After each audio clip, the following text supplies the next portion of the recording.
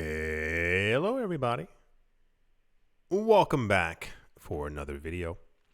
Hope you're all doing well and that you're all having a great day. The question of the day is, after crypto, if there is an after crypto, what do you plan on doing with yourself? What do you plan on investing in? Do you plan on getting into the stock market? I know a lot of people are planning on getting into real estate after the cryptocurrency market. Yeah. And without any further ado, let's jump right into it. As you could have possibly guessed, this was incredibly popular, not only within the cryptocurrency news space, but also in the normal economic world.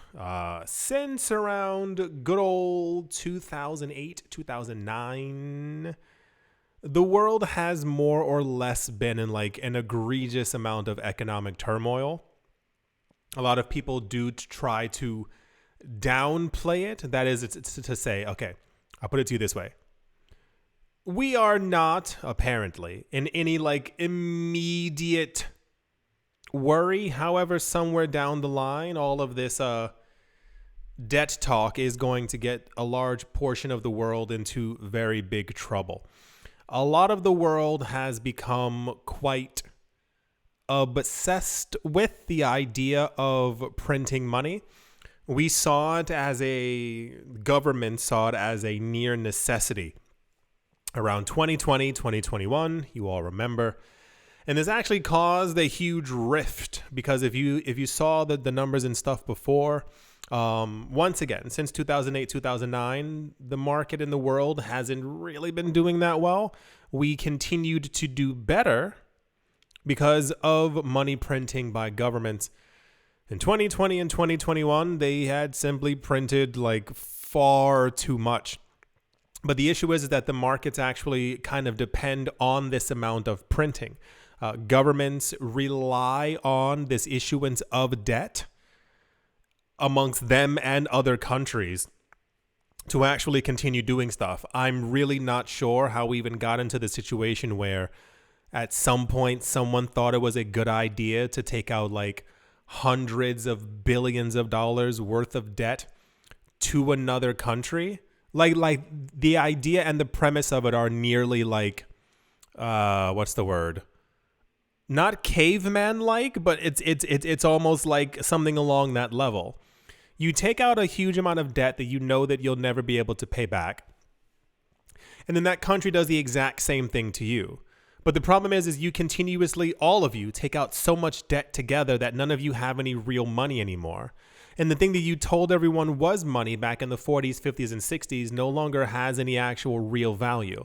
It has value because you tell us that it has value, and if the moment you say that it doesn't have any value, the entire system collapses. But the problem is that they created the system, so therefore they can never say that the thing that they're creating and constantly printing, and also that banks also have free reign to be able to create, doesn't have value either. So this leads us to a very weird situation where when I first got into the cryptocurrency space, as I've mentioned before, I don't know where these people were from, or maybe I just didn't know enough about the economy to like really not get it. But a lot of people predicted all of these things that we're currently seeing right now. Currency collapses, inflation, hyperinflation. I know they existed before, got it. But it seems a little bit more prevalent, especially when we're not getting the greatest of symbols that the world reserves currency might not continue doing so well in the future, especially as time goes on. A lot of the discussion back then had to do with basically people realizing that if the king currency, the US dollar, wasn't going to do well, then no other currency actually stood a chance. And that is to say, no other currency. Not that there would be a replacement. It's simply that any other form of fiat currency would not simply be able to handle it, because at some point they would all end up in the exact same bucket. And that's why the idea of Bitcoin has been proposed and is still being proposed as a form of digital gold. And this kind of leads us lightly into the discussion of why Fidelity and BlackRock would be getting into the market now as opposed to 10 to 15 years when those expectations are expected to be fulfilled. And therefore trying to basically, get as much Bitcoin as they can right now anyway, so many other like discussions and threads and things that can be discussed along with this. Super long story short. This one is significant because normally, I put it to you this way. If the king is sick, you don't typically hear from the king that he's sick. You will normally hear about the economic problems of other countries or how they need to get it together or this needs to get better or why is that not being done. You'll hear from opponents of a country saying, well, their currency is garbage, their current so blah, blah, blah, blah, blah. The economic things that they're doing over there are not right. You get the idea. But when you hear this directly from the money horse's mouth, it's something very different that then ends up happening. Jerome Powell has been in the news for a while now, but quite recently, he actually said that the way that things are cannot continue, because if they do continue, essentially the entire system is going to collapse, which then once again leads me to that discussion as to how these people years ago when I got into the cryptocurrency market knew that all of these things would take place. Like, it's one thing to say that the US dollar would falter, would go into hyperinflation and then hyperinflation or simply not do well. But that's like a good, 30, 40, 50, 60, 70 year time frame. Cool. But for these people to talk about it's going to happen in the next like 10 to 15 years and then it ends up happening. And then when the public knows, when the public is aware that the levels of debt are unsustainable, and then we hear it from the people who print the money as well, like red flag, like gigantic, huge red flag. But then I also can't imagine where that leads us. And I think it could be due to light brainwashing. I can't imagine a world without a US dollar because it's all I've ever known. I understand the prospects of Bitcoin, but there's that sound again. But exactly how strong or how much does Bitcoin have to be worth to be able to completely overtake the US dollar? We have a lot of price predictions of a 100K Bitcoin, a $500,000 Bitcoin. In 2029, people are talking about anywhere from an $800,000 to a $1.1 million Bitcoin. Is that enough? Like, what happens if over the course of the next 3 years, like the US dollar really doesn't do well? Is Bitcoin enough to take over then? Are we using Tether? What's the actual...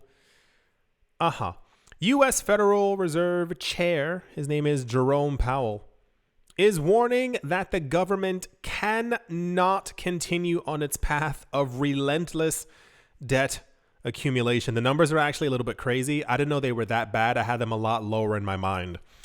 In a new 60-minute interview with Scott Pelley, Powell said, the ballooning national debt is becoming a danger to the stability of the U.S. economy. No shoot, Sherlock. The Fed chair calls the attention of the U.S. federal government, saying that the next generation will likely pay the price unless the country finds a way to grow the economy while reducing its debt burden. Oh my gosh, how much there is to say. You know what's really bad is... Do you know why Social Security and retirement benefits and anything along those lines were originally created? It was basically after the Great Depression, where the U.S. president and a bunch of other world leaders were like, yeah, maybe we should have some kind of security for people in trying times.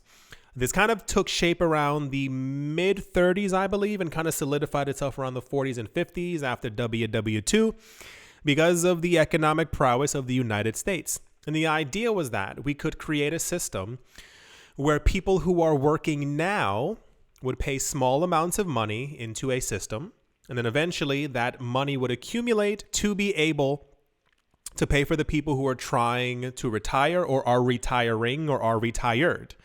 A lot of stuff is going to go here, so it might get a bit weird. The entire idea had been that the average age for retirement was sometime late 50s, maybe early 60s back then. However, with hyper advancements in science and medicine, the average life expectancy has kind of moved up a little bit exponentially since then. If you have a chance, not that this is anything like in particular, but have you heard the thing that people back then like aged worse? You must have seen. It's not even a meme actually. Like, it's actually completely true. There are a lot of celebrities now who, time passes, who are now turning like 60. Some of them are turning 70. But because of modern medicine, these people look like maybe they're 38. Maybe she just turned 42. And this is kind of the issue that's currently, air quotes, the problem right now. A lot of countries have a massively, rapidly aging population everywhere. Like, it's not certain places. You will hear that China has a problem, South Korea has a problem, much of Europe has a problem. What's the other one? Japan has a really, that's one of the kickers, but it's happening everywhere. When you create a system that anyone from the age of 18 to 60 something pays into another system to pay the people who have already retired, it works until science advances and the people who are old enough continue getting older. So it doesn't stop at, 67 or 73. You now have people who are actively living to be over 90, who can, like, you must have seen the videos as well of these like 90-year-old people like running marathons. Like to be fair, like they're not running like, with their all, but they're still doing a complete marathon. These 90-year-olds who look like they're like maybe 60 something, they're working out every single day. These people who are like 101 and they don't look like. Have you ever seen the videos of, for some reason years ago I used to watch a lot of these videos, like very old videos, so like the like digitally corrected videos. So you'll have videos from people from like 1890, maybe like 1920, and they're talking like they looked rough, like they looked RUFF, like absolutely rough. But we don't have that anymore. We have like all this like modern technology. Dragging it on back, the idea then becomes, how do we sustain a system that isn't going to work anymore? We know that Social Security and retirement benefits are running out.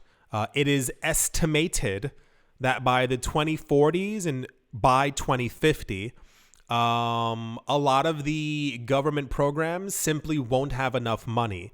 And usually one of the issues actually tends to be is that governments in this instance would mathematically need to raise taxes. If 30% of your population hasn't perished and continues on, and people continue having kids, the money has to come from somewhere.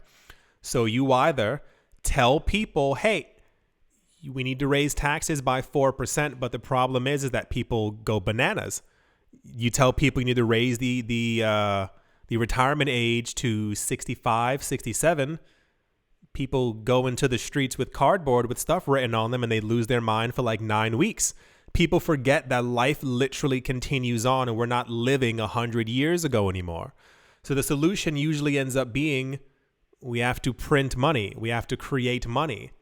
When you have a whole bunch of people who run the system and you let them go willy-nilly and do whatever they want when it comes to real estate and housing and the stock market, and then you find out the last 15 years they've been running it incorrectly and you have a 2008, 2009 crash, what's the remedy? You can, but you shouldn't actively take money from your citizens. So what do? You have to print more money to push back into the system. We have been cornered into this very odd economic situation where the stock market and companies and institutions are used to this free money. They're used to this 0 to 1 to 2% interest rate. You saw how the market reacted when the interest rates went up, because that usually indicates that they can get free money on the cheap. If you have a 1% interest rate, you essentially wouldn't mind taking out a $1 billion loan because you only have to pay back 1% in interest. If it's 7%, well, that makes it a bit different. If it's 9%, well, then it's going to get a lot worse. So when you talk about the market wanting to react positively to interest rates being lowered again, and then people being disappointed when it didn't happen, it's mainly because they want that free money. I can hear, I don't know if you can hear it. I can hear the music going down the street. There's like a parade happening. Okay, they just finished drumming as they got next to the door. Completely threw me off what I was going to be saying. But yeah, the world is in a terrible problem right now. Dare I say they, completely overextended. It's the same exact thing when it comes to China. When it comes to them building so many houses, so many buildings, so much real estate that there was no real demand for. It was the expectation that things would always remain the same forever. And then when they don't, the market ends up crashing, collapsing, falling into itself. And this is why there's been a lot of calls recently, if you haven't seen it, that China and a bunch of other countries are going to be basically printing money again, like quantitative easing their countries to be able to try and get them back on track. But the problem is that they're all in debt, like heavy debt. It's not like, $30 billion worth of debt. The system is just run the exact same way, and there seems to be no way out of it. And then you have the conversation, at least on my end, well, what would be feasible to actually have Bitcoin as a world currency? Do we need the Lightning Network? Probably. Do we need more than just that and have other layered solutions? Probably. How high does Bitcoin have to get in price before it actually stabilizes? If you've ever seen like a forex trade, like a foreign currency trade between the euro, the yen, the dollar, all these different currencies, they fluctuate. So like they would have you believe that a dollar is always worth a dollar. It's not. Comparative to other assets and also to other currencies, there is a fluctuation. But what would be the point where we get to, like, does Bitcoin have to be $15 million a coin? Is it $68 million a coin? Also at that point, for those of you who don't know, like the world's economy has kind of like collapsed and it's kind of time to panic. And unless you have Bitcoin, because a $5 to $10 million Bitcoin means like people are selling off other assets and basically moving it all into Bitcoin. And at that point, that would basically mean every other asset class is kind of going to collapse. But we'll have a conversation and a video when that also ends up taking place. So we now have the situation where they're actually taking money from the current generation, us, to be able to try and wait, backwards. They're issuing money that shouldn't be issued in the form of debt from future generations. There we go. Who are going to have it worse just so we can have it okay. Sounds terrible. That's part of the issue with a system that worked literally 100 years ago, where you charge younger people a certain amount every single month to be able to pay into a system, but that system is also no longer working in any. I think people are usually too afraid to try and declare a new system or make up a brand new solution, because if it fails, well, buddy boy, you're in trouble. But also, we would need a complete restructuring of the system. So the only real plausible idea is we would have to let the system break, because there's no politician anywhere who's going to stand up and say and admit that this system is terrible, that it's not great for everyone, and it's not even great for 99% of people. So what do? We have to change it.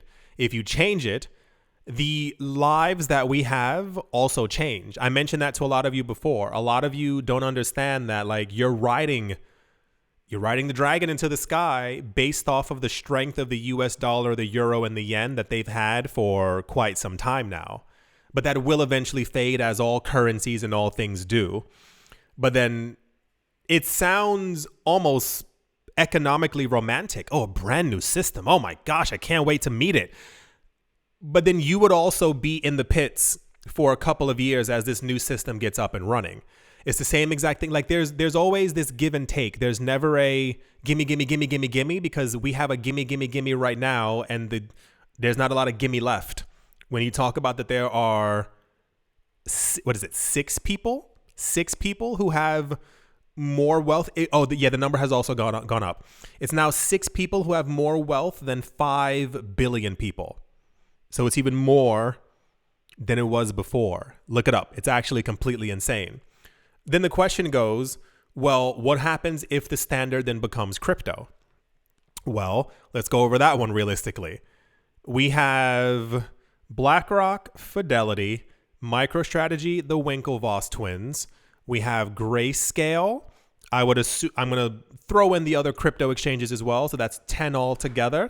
We have Mike Novogratz. We have Cathie Wood. We have, I would assume, Samson Mao, the other head of Blockstream. That's 15 people or so now. And throw in like 5 others who I'm also missing. 20 companies, 20 entities, 20 people, 20 siblings, what have you. They own a huge portion of all the Bitcoin out there. When we go over the numbers of how much Bitcoin is left, it's usually because there's not a lot of it, because we see more and more accumulated and locked away all the time. So if we move to a Bitcoin standard or to a cryptocurrency standard, the only people who would really be benefiting would be the people who are already in the market. Now, how few people are actually at the top of that pyramid? You understand what I'm saying. I don't want to get into that whole discussion, but this is a whole nother thing that I think we're also going to have to come to terms with at some point as well within the cryptocurrency space. Bringing it on back, because I, for some reason, always go off tangent. I can never stay on the tangent. I don't know what it is. The U.S. economy is, on paper, doing well, but in reality and historically, it's doing terribly. The unemployment rate is usually often something that's quoted as a way to show that the economy is doing well. I mentioned before, I think in 2 or 3 other videos over the course of the last couple of years, the way that employment and unemployment are usually measured. There's not someone in a car or a plane or, running around going to every single company trying to see how many people have jobs and how many people don't have jobs comparatively, because that would mathematically you can't take all that time. So what the U.S. government actually ends up doing is that they look at the unemployment numbers through how many people are actively searching for jobs and or people who are trying to get some type of like job seekers and or unemployment insurance, if you will. In the States, I believe it lasts for only 6 months. In many other places, it lasts for like a number of years. And you get like, I think 60% of your wage. Anyway, in the States, the way that it ends up working is that for the course of a couple of months, you will get money as a help while you look for a job. You are only allowed to have this money for a certain period of time. And when that time runs out, the math then says, well, you must have found a job because you no longer need our services, even though you are no longer able to apply and or get those services anymore. So over the course of a year, let's say, random number, let's say you have 100 million people who lost a job, random number. You're only allowed over the course of 6 months to gain what is called unemployment in the States, like to get money from the government, unless you are able to get some other kind of benefits as well, which is also very rare depending on which state that you're in. There's some states that will deny you benefits if you have like a social media account. Hyper dystopian. Over the course of a 6-month period, those 100 million people, they're all looking for jobs. Jobs. At the end of it, let's say around 60 million end up finding a job. The other 40 million have found absolutely nothing. But the jobless rate on paper has gone down to nearly zero. The unemployment rate completely collapses. Why? Because those people are no longer registered as unemployed with the unemployment office. So the numbers are all completely askewed. And these are the numbers that you can tell people. It's exactly similar to when you went to the supermarket at the end of 2020 and you were like, doesn't everything seem a little bit more expensive? And you saw on TV that the inflation rate was 4, 5, 6, 7%. But you're like, I remember oranges being $2.99. Why is it $7.59 now? It's the same exact thing.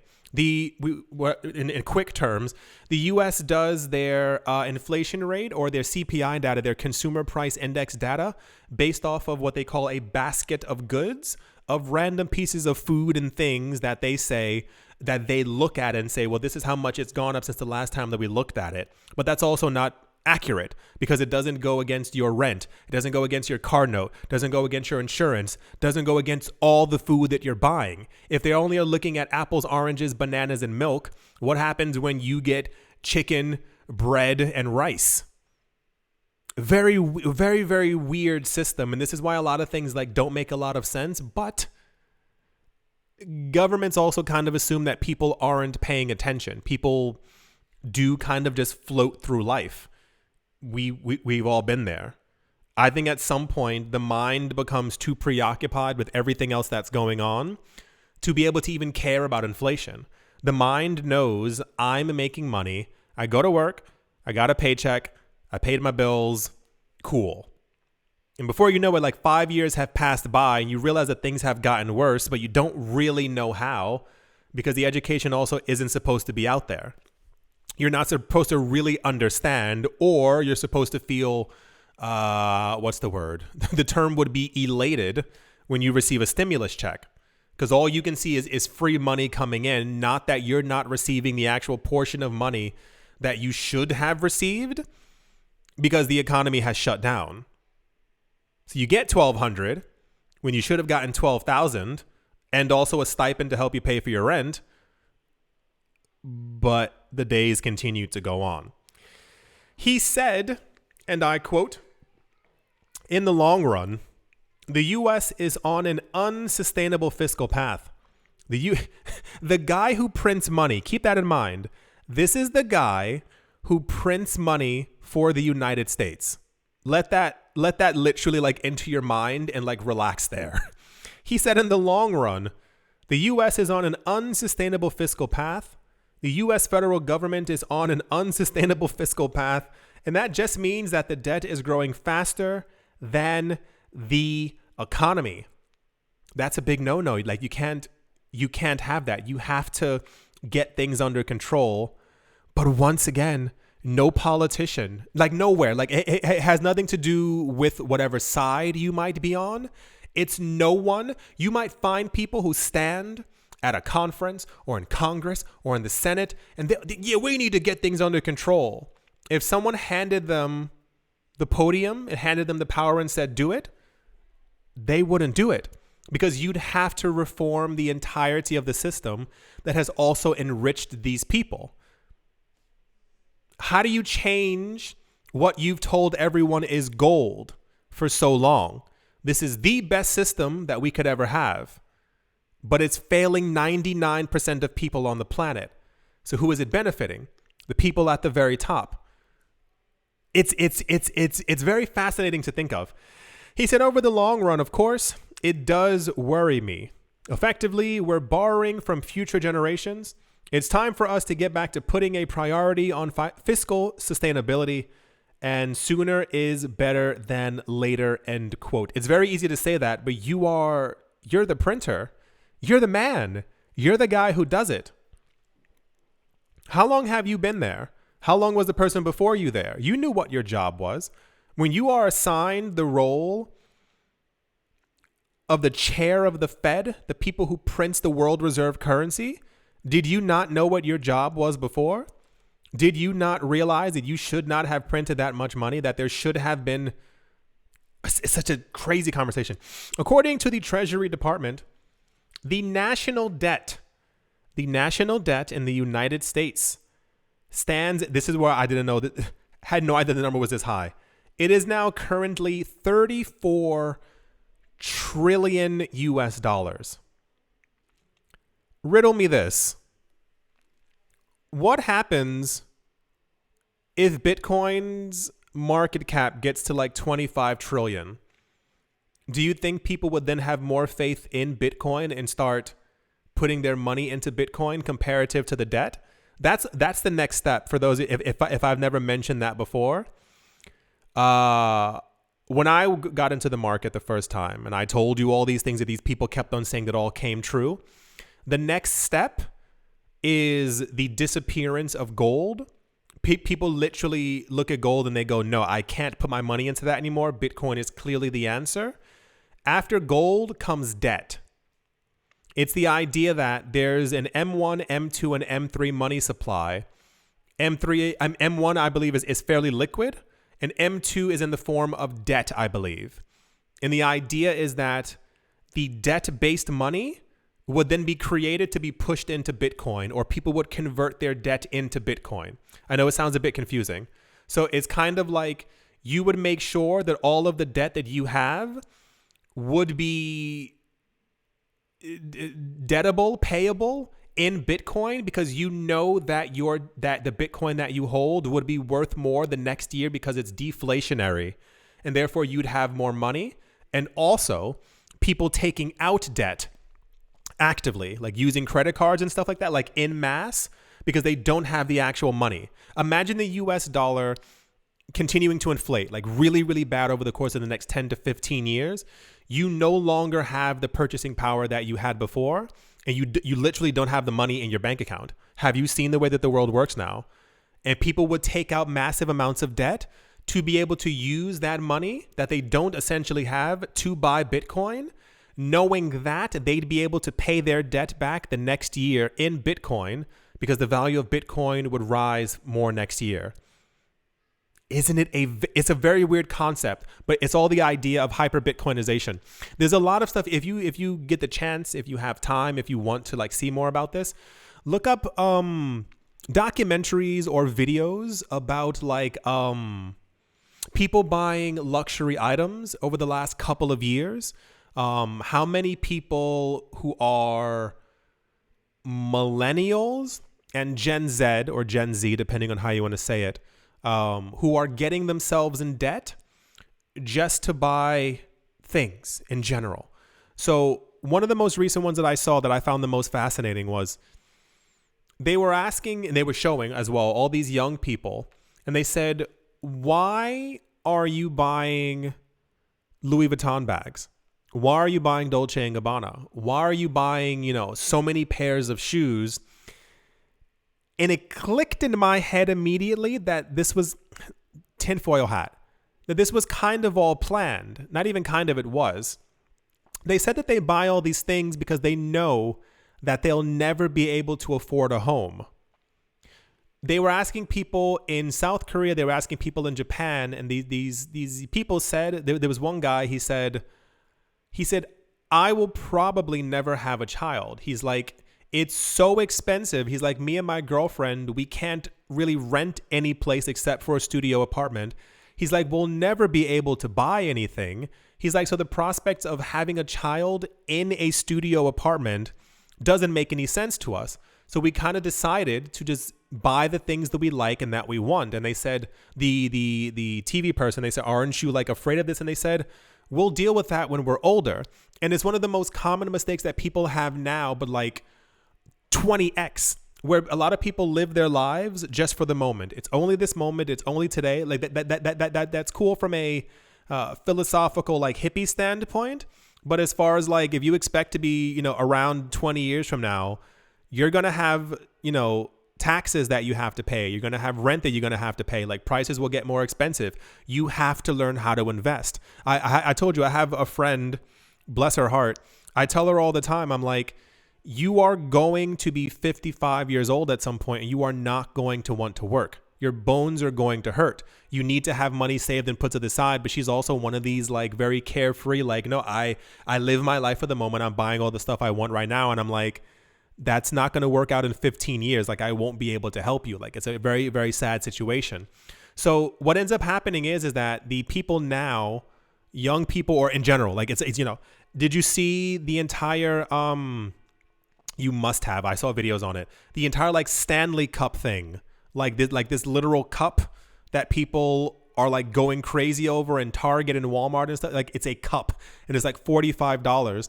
That company, they made, I think, like a 10x of their profit. Like they almost made, they almost made $1 billion in profit just from people buying their cups in 2023. And all these other, and the way that these people bought these cups was through debt. They were talking to tons of people who took out literal debt on their credit cards to buy these cups so that they could have them in every single color, so that they could buy the Valentine's Day one, that they could have the shamrock colored one. And it's like, what in the world is going on? But it's all by design. If you make all the assets too expensive, people will kind of understand that, not that they can't buy them, but they'll be discouraged from buying them. If you don't give them financial education, why would they be investing in the stock market? If you constantly hear on the news that cryptocurrencies are scary and terrible, why would you invest in Bitcoin? No. Bitcoin always goes down. I can't put my money in that. Of course, people then end up being scared. So what's the other solution? You open your phone, you go into social media, and everyone who's being paid to promote these products is telling you, you can buy now, pay later. Don't worry about that. You can pay in installments. You want this cup? You want those shoes? You want that dress? You want that bag? They were talking to people in South Korea, and this one girl said that she made, I think, like $2,000 a month after taxes. And they were asking if she had purchased anything that month. And I think she had purchased around $8,000 worth of luxury items, shoes, handbags, dress, yada, yada, yada. And they were like, why? And she's like, because I need it. She's like, I see everyone else has them. I see the advertisements. Everyone's really happy.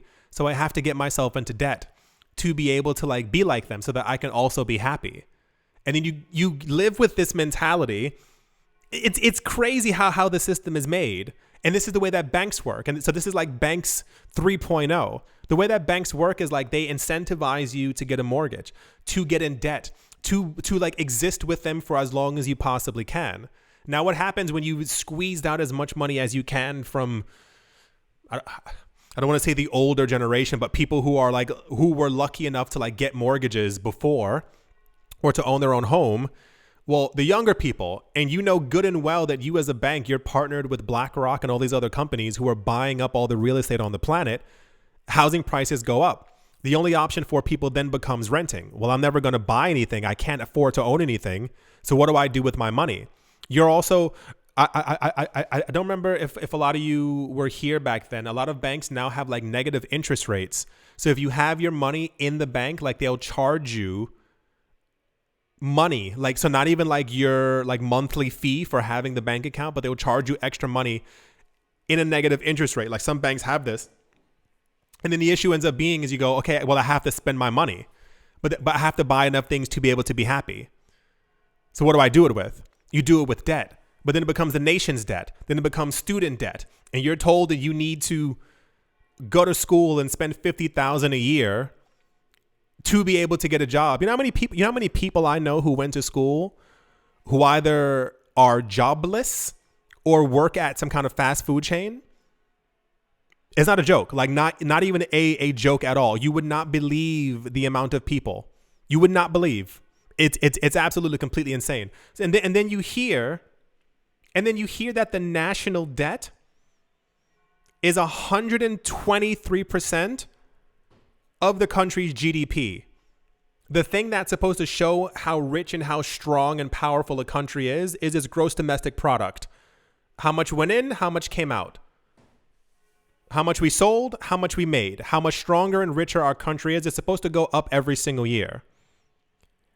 The national debt is 123% of the GDP. It's completely staggering. Is there a word above staggering? Mega staggering. I honestly don't know. Very crazy. We live, and I know I keep saying it, but understand it. We live in crazy times right now. Like this is constantly history. I think it's just like we always we're always getting like thrown around and tussled around a bit because of how many things are going on. But I try to stay optimistic, but it's also a lot of question marks. What's happening? Where are we going? What are we doing? Like, what's the answer? I was telling my friend, another friend, and we were talking about like simplicity. And he was saying how like he really just wishes that like the only options were like stocks and gold. He was like, I would love to just go buy some gold and like buy a stock and be like, I can relax. But now we're talking about like the end of the US dollar, the national debt from the world reserves currency skyrocketing, and it's like unsustainable. And then we're talking about like Bitcoin and Ethereum and BlackRock and all these things, and what can take over what, and who's going to fail, who's going to have a problem, what's happening to real estate. Should I buy something right now? What should I, like, there's so many questions constantly. Like there's never, at least in my mind, there's never like a moment of peace. And I hope one day that I can actually end up getting there as far as like just relative like economic security, because my brain is always in so many different directions that I can't focus sometimes as far as like, what should I do? I always have these things in my mind where I remember to do it now, like to invest now, put money away now. But I do it from like a hindsight 2020 kind of thing, where I look at the stock market prices back in the 90s and I'm like, okay, if I had put money into the stock market when I was 5 years old, and I start going through all these things and I'm like, this is how much it'd be worth now, so clearly I need to invest now. But once again, it's through hindsight.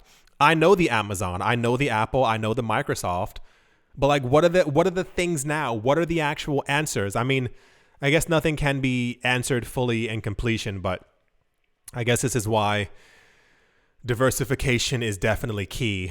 Yeah. Crazy, right? Like it's actually insane to think that we're going through all of this and this is the way that things have turned out. And I still think, I'm telling you, I think the next 10 years are going to be a bit of a doozy. I think we are not mentally prepared for what's going to happen. I'm foreseeing a massive shift towards the cryptocurrency space. And I think one of the few things that's going to really solidify it for me is kind of where we go next year. I know I've said that multiple times, like, the 100K thing this year, crazy. But if we end up going to like $200,000, $300,000, $400,000, $500,000 per Bitcoin next year, it kind of solidifies it as like a mega asset class that everyone is going to get into. And then it becomes this mad dash to buy as many Satoshis as possible. And then you look over and BlackRock is sitting in the corner with all of it. And then he's like, okay, well, this is the new system. What are we supposed to do? They have all of it. And then everyone just starts, going completely insane over literal Satoshis. Yeah. What a crazy time to be on this earth. I do sincerely hope that you enjoyed this very weird video. I do hope that you all are having hopefully your day gets brighter. I didn't mean to bring you down, but it's more like when you think about all these things that are going on, it's like it hits you really heavy, because it's like, what is life? Like, what is happening right now? Like, what are all these like shifts that we're seeing? Thank you all once again for watching, listening, liking, commenting, and or supporting. And I will most certainly be talking to you all soon. See you.